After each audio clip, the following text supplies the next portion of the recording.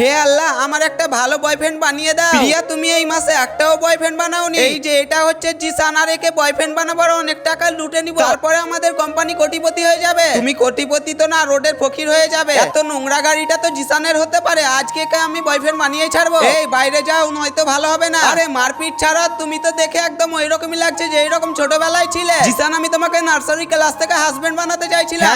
হ্যাঁ তো লেগেছে হাতে। চলো এখন আমরা বিয়ে করে ফেলি। একবার আমাকেও তো জিজ্ঞেস করো, তারপরে আমার অনেক ফেটে যায়, কারণ এই ডাইনির সাথে আমাকে বিয়ে করতে হয়। চলো, বিয়ে তো হয়ে গেল। আর তুমি যদি আমাকে 10 কোটি টাকা না দাও, তাহলে আমি তোমার বাবাকে আমাদের বিয়ের ব্যাপারে সবকিছু বলে দিব। আরে বাহ, আমি তো এটা নিজেই চাইছিলাম। চলো যাওয়া যাক। আর আমি আর জিসান আমার বান্ধবীর বিয়েতে যাই। আমার বয়ফ্রেন্ড দুনিয়া সব থেকে বড় লোক। এই তো ফাইনালি চলে এসেছি আমার জানেমনকে দেখার জন্য। এই গাড়িটা চেনা চেনা লাগছে। বাবু, ওই দেখো না, আমাদেরকে ডিস্টার্ব করছে। কে আছে হারামজাদা? আরে বাপরে, জিসান স্যারের জয় হোক। এই যে নেন গাড়ির চাবি। আরে তুমি কোথায় পালাচ্ছ? এখন তো বাবাকেও বলতে হবে। তবে এরপরে কি হলো সেটা দেখার আগে ভিডিওটা লাইক করে চ্যানেলটা সাবস্ক্রাইব করে নাও, আর কমেন্টে তোমাদের নাম লিখে যাও।